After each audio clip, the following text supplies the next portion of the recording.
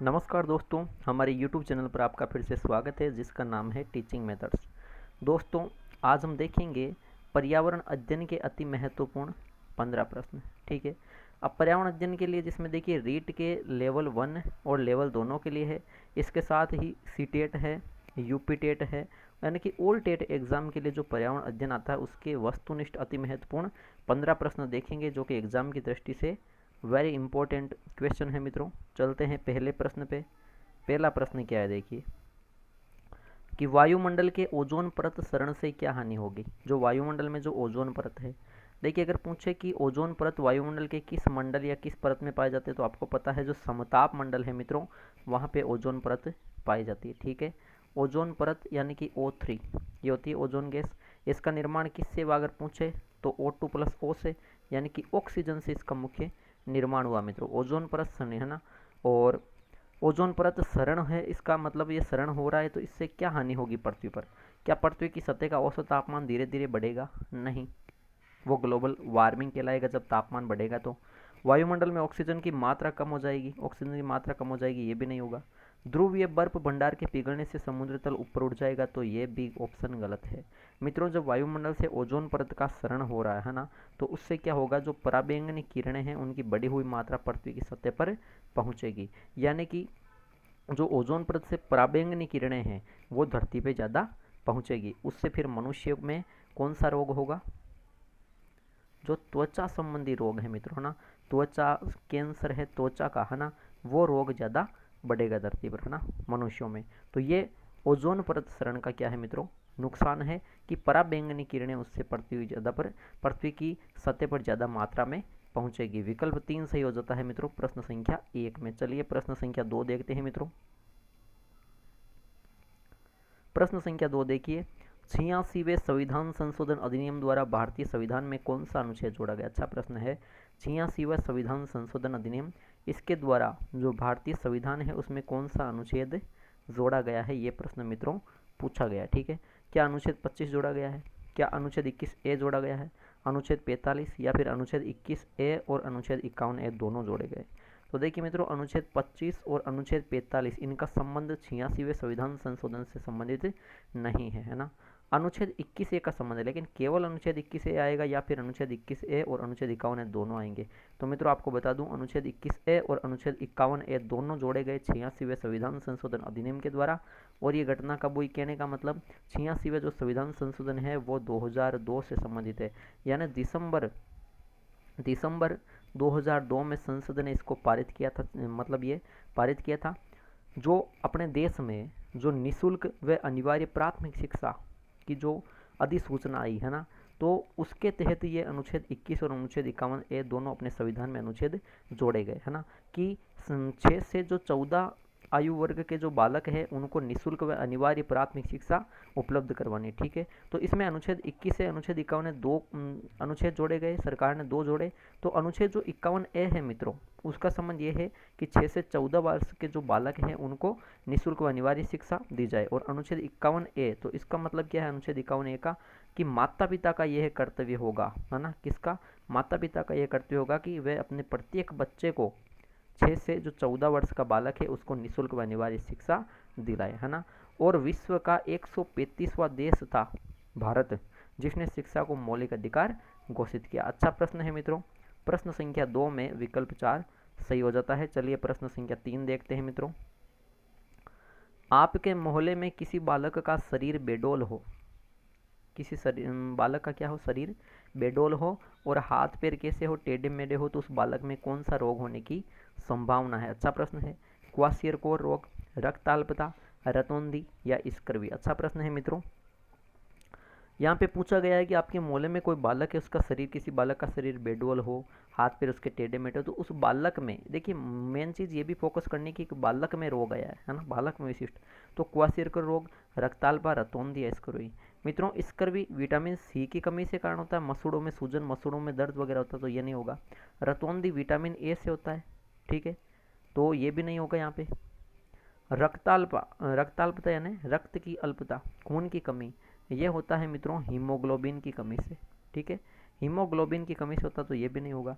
और जबकि आपको बता दूं जो रक्ताल्पता, रतौंधी, स्कर्वी ये रोग है, ये तो देखो वयस्क में या किसी भी मतलब महिला पुरुष उनमें हो सकते हैं, लेकिन यहाँ पूछा है किसी बालक की बात आ रही है, ठीक है, बालक में हो रहा है रोग। तो आपको बता दूं जो क्वासियरकर रोग है मित्रों, ये मुख्य रूप से बालकों में ही होता है, मुख्य रूप से ये मित्रों बालकों में रोग होता है, ठीक है। और बालकों में कितनों में, 6 मास से लेकर 5 वर्ष की जो आयु है उन बालकों में होता है। और ये क्यों होता है, इसमें प्रोटीन की मुख्य रूप से कमी रहती है, प्रोटीन की कमी और ऊर्जा की मुख्य रूप से कमी होती है, उनको क्वासियरकर रोग होता है। और प्रोटीन की कमी कैसे क्यों होता है कि जब माँ होती है वो स्तनपान करवाना अपने बच्चों को बंद कर देती है, तो ये रोग उसमें विकसित होने लगता है। मित्रों अच्छा प्रश्न है, वेरी इंपॉर्टेंट प्रश्न है। प्रश्न संख्या 3 में विकल्प नंबर 1 सही हो जाता है, ठीक है। आगे चलिए मित्रों, प्रश्न संख्या 4 में, प्रश्न संख्या 4 क्या है मित्रों, प्रश्न संख्या 4 रीट वालों के हैं। जो देखिए आवास टॉपिक है ना रीट वालों के, तो उनके लिए है कि युर्त क्या है, क्या मित्रों, युर्त क्या है ना। प्रश्न संख्या 4 में पूछा युर्त क्या है। किर्गिज जाति के ग्रीष्मकालीन अवकाश है, किर्गिज जाति के शीतकालीन आवास है, दक्षिण अफ्रीका की जनजातियों के आवास है, अमेरिका की इरोक्यूस जाति के आवास है, ये प्रश्न है मित्रों। तो देखिए आपको बता देता हूँ मैं, जो युर्त पूछा है मैंने, युर्त क्या है, ठीक है। तो आपको बता दूं कि जो किर्गिज जाति है ये किस देश की जाति है मित्रों, किर्गिज ये रहती है मित्रों जो कजाकिस्तान देश है ना, कजाकिस्तान या कजाकिस्तान या कहीं पे कजाकिस्तान आता है, उस देश में एक किर्गिज जाति पाई जाती है, ठीक है। तो अब देखिए 2 ऑप्शन में किर्गिज आई है। अब ग्रीष्मकालीन है या शीतकालीन, तो आपको बता दूं जो युर्त घर है वो ग्रीष्मकालीन आवास होते हैं जो आपके ऊनी नमदे से बने होते हैं, ठीक है। अब देखिए अपने जब आप आवास पढ़ोगे तो उसमें 2 प्रकार के आवास होंगे जो कजाकिस्तान की खिरगी जाति बनाते हैं ना। युर्त है ये खिरगी जाति के ग्रीष्मकालीन आवास है, ऊनी नमदे से बनाए जाते हैं। और खिरगी जाति के जो शीतकालीन आवास है जो घास से बने होते हैं उनको बोला जाता है मित्रों किस्तव। क्या बोला जाता है, किस्तव। तो किस्तव और युर्त ये 2 ही घर है, ये 2 ही प्रकार के आवास है जो कजाकिस्तान में खिरगी जाति बनाती है, ठीक है।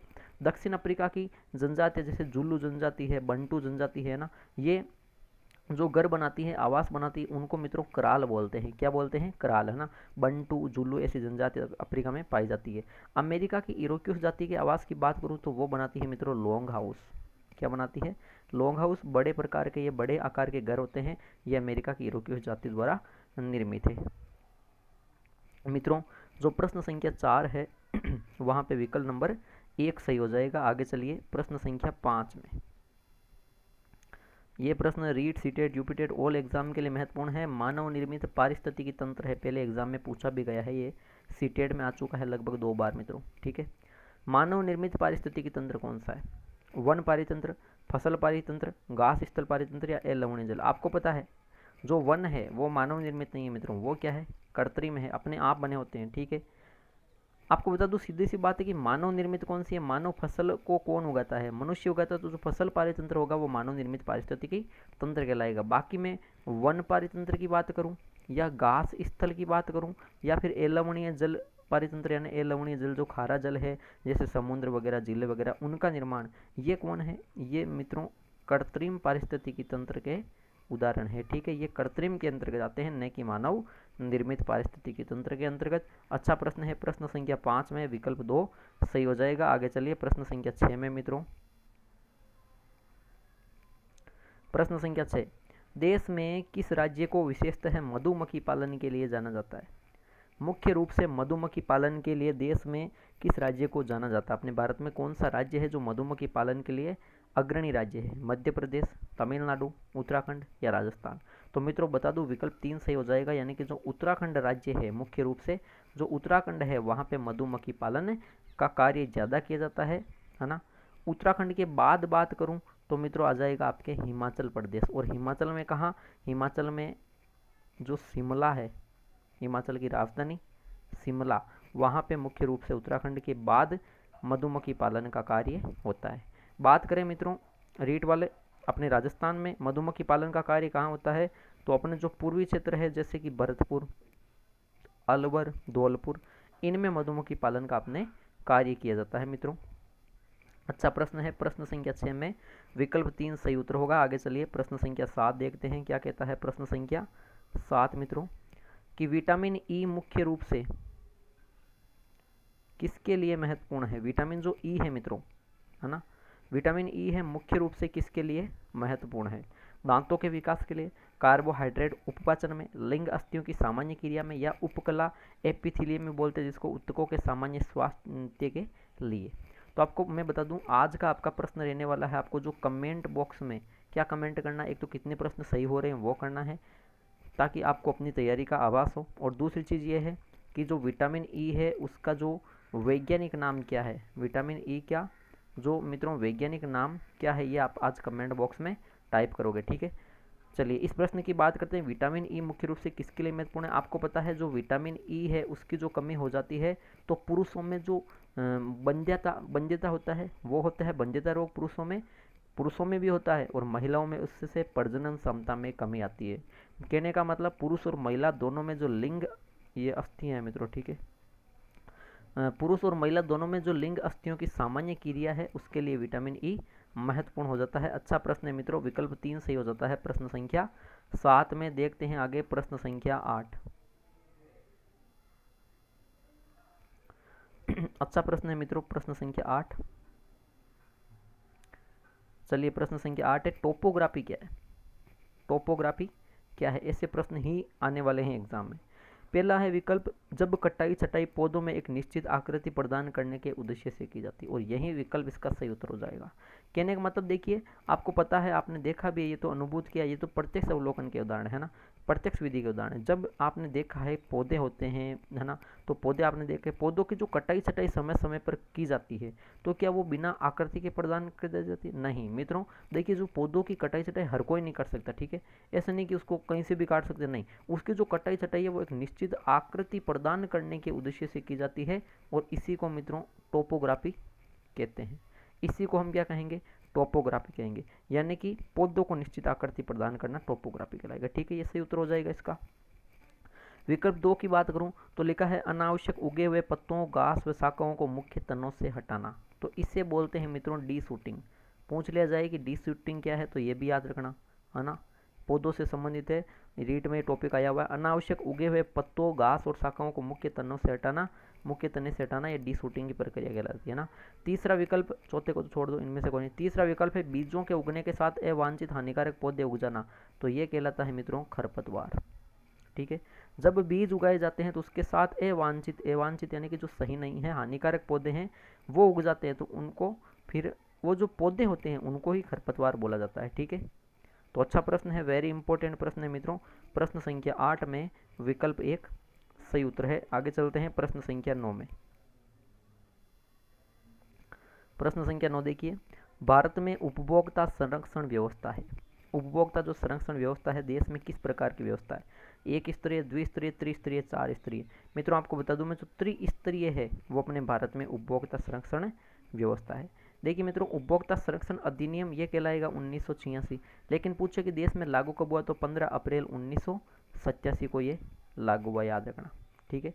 त्रिस्तरीय व्यवस्था है, एक तो चलती है अपने राष्ट्रीय स्तर पर, ठीक है, राष्ट्रीय स्तर पर उसे बोलते हैं राष्ट्रीय आयोग, दूसरी चलेगी राज्य स्तर पर यानी कि राज्य उपभोक्ता संरक्षण अधिनियम, और तीसरी कहाँ चलेगी? जिला पे, यानी जिला उपभोक्ता मंच। ये 3 प्रकार की त्रिस्तरीय व्यवस्था, त्रिस्तरीय, और साथ में याद रखना अर्ध न्यायिक नाम है इसका, न्यायिक या अर्ध न्यायिक पूछ सकते हैं, तो त्रिस्तरीय अर्ध न्यायिक जो व्यवस्था उपभोक्ता संरक्षण की व्यवस्था अपने भारत में है। विकल्प 3 सही हो जाता है प्रश्न संख्या 9 में। आगे चलिए प्रश्न संख्या 10 पर।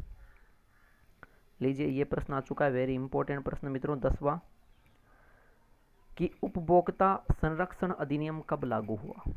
जो उपभोक्ता संरक्षण अधिनियम है मित्रों, ये कब लागू हुआ?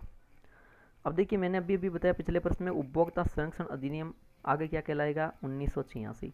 कहने का मतलब जो ये विकल्प 1 है, 24 दिसंबर 1986, ये तो संसद में पारित या पास हुआ था ये कानून, ठीक है, संसद ने पास कहूँ या पारित कहूँ वो किया था 24 दिसंबर 1986 को इस अधिनियम को, ठीक है।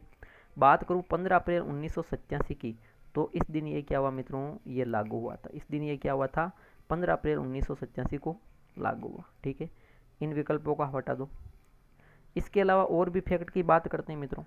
अगर पूछे कि भारत में अपने उपभोक्ता संरक्षण दिवस कब मनाया जाता है, क्या भारत में, अपने देश में पूछे उपभोक्ता संरक्षण अधिनियम दिवस है वो कब मनाया जाता है, तो क्या बताओगे मित्रों? 24 दिसंबर, क्या बताओगे? 24 दिसंबर। अगर पूछे कि विश्व उपभोक्ता संरक्षण दिवस, तो मित्रों वहाँ आ जाएगा आपके 15 मार्च। क्या आएगा? 15 मार्च आएगा। ठीक है, याद रखना, अच्छा प्रश्न है मित्रों। जो प्रश्न संख्या आपके 10 है मित्रों, वहाँ पे विकल्प 2 सही उत्तर होगा। आगे चलिए प्रश्न संख्या 11वें में। प्रश्न संख्या 11वां मित्रों क्या कह रहा है, देखिए कि बाराबांकी मेला। देखिए मित्रों, जो बाराबांकी मेला है ना, ये किस राज्य में आयोजित होता है? अच्छा प्रश्न है। ऐसे प्रश्न भी रीट सीटेट में आते रहते हैं। तो ये किस राज्य में आयोजित होता है अपने देश में? मध्य प्रदेश में, सिक्किम में, ओडिशा में या उत्तर प्रदेश में? तो देखिए बाराबांकी मेला है वो मित्रों उत्तर प्रदेश में आयोजित होता है। ठीक है, बात करें इस मेले के बारे में तो आपको बता दूं, बाराबंकी या बाराबांकी मेला है, इसे देवा मेला भी कहते हैं। क्या? इसे देवा मेला भी कहते हैं मित्रों। ठीक है, ये आपके जो कार्तिक माह है, अपने हिंदी माह के हिसाब से बता रहा हूँ कार्तिक, और अंग्रेजी की बात करूँ मित्रों तो लगभग जो अक्टूबर नवंबर है ना, अक्टूबर नवंबर उस समय ये आयोजित होता है। कार्तिक माह या अक्टूबर नवंबर में ये बाराबांकी या देवा मेला लगता है। कहाँ पे? उत्तर प्रदेश में। और उत्तर प्रदेश में ये कहाँ पे लगेगा? तो एक दरगाह है वहाँ पे बढ़ता है। उस दरगाह का नाम है मित्रों हाजी वारिस अली शाह की दरगाह। ठीक है, हाजी वारिस अली शाह की जो दरगाह है वहाँ पे ये आयोजित किया जाता है। कार्तिक माह में किया जाता है, यानी कि अक्टूबर नवंबर में। बाराबांकी मेले का दूसरा नाम देवा मेला है, जो अपने भारत के उत्तर प्रदेश राज्य में आयोजित होता है। वेरी इंपॉर्टेंट प्रश्न है। प्रश्न संख्या 11वें में विकल्प 4 सही है। आगे चलिए प्रश्न संख्या 12वें में। प्रश्न संख्या 12वां रीट वालों के लिए है, राजस्थान में कहाँ सर्वाधिक लाख के कार्यों को बल मिला? लाख का कार्य, हस्तशिल्प हस्तकला का प्रश्न आ रहा है मित्रों, है ना। लाख के कार्य को बल कहाँ पे मिला? ज़्यादा लाख का कार्य कहाँ पे हो रहा है? जयपुर, उदयपुर, धौलपुर या भरतपुर? तो मित्रों बता दूं मैं, लाख का कार्य सर्वाधिक होता है अपने जयपुर में। ठीक है, जयपुर में एक राजा हुए थे मित्रों, महाराजा राम सिंह।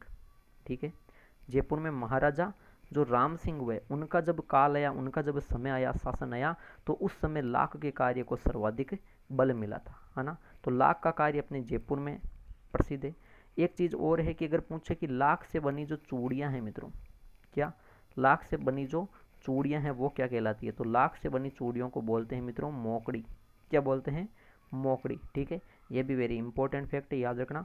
तो मित्रों प्रश्न संख्या 12वें में विकल्प 1 सही हो जाएगा। चलिए प्रश्न संख्या 13वां देखते हैं। प्रश्न संख्या 13वां मित्रों, देश का एकमात्र विभीषण मंदिर कहाँ स्थित है? अपने जो भारत में एकमात्र, अच्छा प्रश्न, एकमात्र विभीषण मंदिर, जो विभीषण जी थे उनका एकमात्र मंदिर कहाँ पे स्थित है?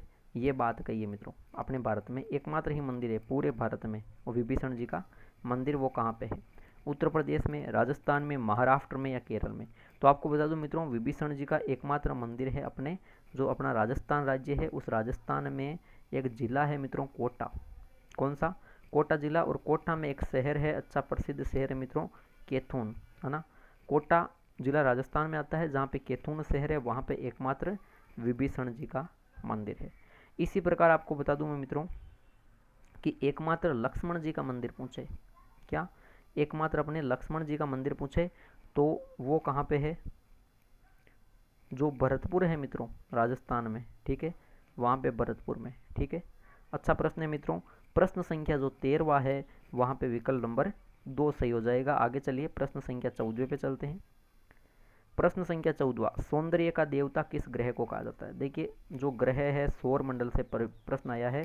सौर मंडल अभी रीट वालों के लिए न्यू टॉपिक जुड़ा है। ठीक है, और अन्य एग्जाम में भी आते हैं। तो किस ग्रह को सौंदर्य का देवता कहा जाता है? बुध, मंगल, शनि या शुक्र? तो आपको बता दूं मित्रों में जो शुक्र ग्रह है उसे ही सौंदर्य का देवता कहा जाता है। शुक्र ग्रह को सौंदर्य का देवता कहा जाता है। इसके अलावा और क्या कहा जाता है शुक्र को, तो वो भी देख लेते हैं। पृथ्वी की बहन, पृथ्वी की बहन पूछे कौन सा? शुक्र ग्रह है। अगर पूछे मित्रों भोर का तारा कौन सा है? शुक्र ग्रह है। अगर पूछे कि शाम का तारा कौन सा है मित्रों? शुक्र ग्रह है। अगर पूछे कि पृथ्वी के सर्वाधिक निकट ग्रह कौन सा है, तो भी क्या बताओगे? शुक्र ग्रह बताओगे। पृथ्वी की बहन शुक्र ग्रह, भोर का तारा, सांझ का तारा शुक्र, पृथ्वी के सर्वाधिक निकट ग्रह शुक्र, सौंदर्य का देवता शुक्र। इसके अलावा और भी जो कोई भी फैक्ट आपको याद आए तो वो भी आप कमेंट बॉक्स में मित्रों कमेंट जरूर करना कि शुक्र ग्रह के और उपनाम क्या है। ठीक है, अच्छा प्रश्न है मित्रों, वेरी इंपॉर्टेंट प्रश्न है। विकल्प 4 सही हो जाएगा प्रश्न संख्या 14 में। चलिए प्रश्न संख्या 15 देखते हैं, आज का अंतिम प्रश्न। प्रश्न संख्या 15 देखिए मित्रों, वागड़ की मीरा किसे कहा जाता है? ये रीट वालों के लिए प्रश्न है। ठीक है, राजस्थान रीट वालों के लिए, और जो रीट की तैयारी कर रहे हैं अदर स्टेट उनके लिए भी काम आएगा। वागड़ की मीरा किसे कहा जाता है? फलकूबाई, गौरीबाई, मणिकर्णिका या कालीबाई? तो आपको बता दूं मित्रों, जो वागड़ की मीरा है वो कहा जाता है आपको गौरीबाई को। ठीक है, इन गौरीबाई का जन्म कहाँ पे हुआ? डूंगरपुर में। ठीक है, डूंगरपुर जिले में गौरीबाई का जन्म हुआ था, जिन्हें वागड़ की मीरा कहा जाता है मित्रों। इनका मंदिर पूछे डूंगरपुर में किसने बनवाया? तो आपको बता दूं मैं, जो महारावल, डूंगरपुर का जो भी राजा हुए उन्हें क्या कहा गया? ये भी एक अच्छा प्रश्न है, तो उनको महारावल कहा गया। और महारावल शिव सिंह हुआ। ठीक है, शिव सिंह, तो उन्होंने गौरीबाई का फिर वहां पे क्या बनाया मित्रों? उन्होंने बनाया मित्रों, शिव सिंह ने जो गौरीबाई है वागड़ की मीरा, उनका मंदिर वहां पे बनवाया था। ठीक है, इनको वागड़ की मीरा के नाम से जाना गया। अच्छा प्रश्न है मित्रों, वेरी इंपॉर्टेंट है। प्रश्न संख्या 15 में विकल्प 2 सही हो जाएगा। तो मित्रों ये थे आज के पर्यावरण अध्ययन के ईवीएस के 15 अति महत्वपूर्ण प्रश्न। कमेंट बॉक्स में ज़रूर कमेंट कीजिए कि 15 में से आपके कितने प्रश्न सही हो रहे हैं। वीडियो कैसा लगा ये भी कमेंट में करना। अगर आपको वीडियो अच्छा लगा तो बिल्कुल वीडियो को लाइक कीजिए, वीडियो को ज़्यादा से ज़्यादा शेयर कीजिए, और हमारे यूट्यूब चैनल को जिन्होंने सब्सक्राइब नहीं किया प्लीज़ सब्सक्राइब कीजिए। ठीक है दोस्तों, धन्यवाद।